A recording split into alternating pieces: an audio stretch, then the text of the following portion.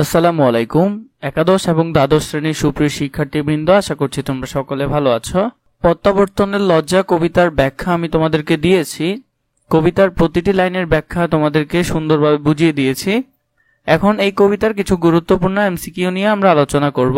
এখন তোমাদের আরেকটি পর্ব দিচ্ছি, আশা করছি এটি তোমাদের উপকারে আসবে। এছাড়া কারো যদি পিডিএফ গুলো প্রয়োজন হয়, তোমরা আমাদের ফেসবুক পেজে মেসেজ দিয়ে বলতে পারো, আমি তোমাদেরকে পিডিএফ গুলো দিয়ে দিব। তোমাদের আগে অনেকেই পিডিএফ গুলো নিয়েছে, এখন তোমাদের যদি প্রয়োজন হয় তোমরা আমাকে জানাতে পারো, আমি তোমাদেরকে পিডিএফ গুলো দিব। চলো আমরা এখান থেকে প্রশ্ন কিছু দেখে নিই।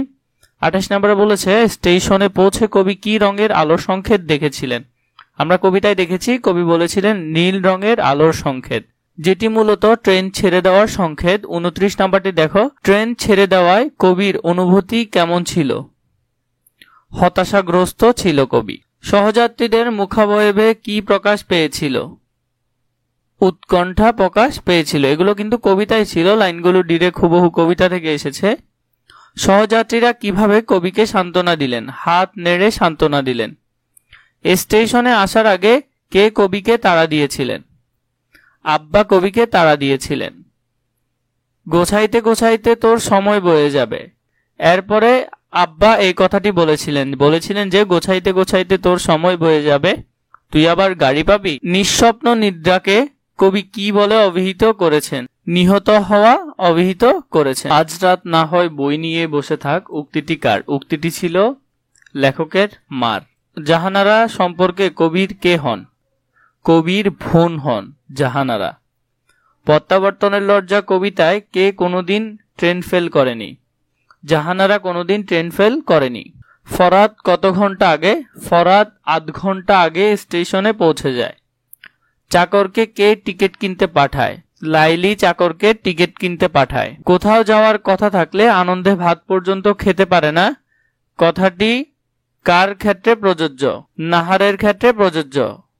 নাহার কোথাও যাওয়ার কথা থাকলে ভাত পর্যন্ত খেতে পারে না। কত মাইল হেঁটে কবিকে স্টেশন পৌঁছাতে হয়েছিল? 7 মাইল হেঁটে।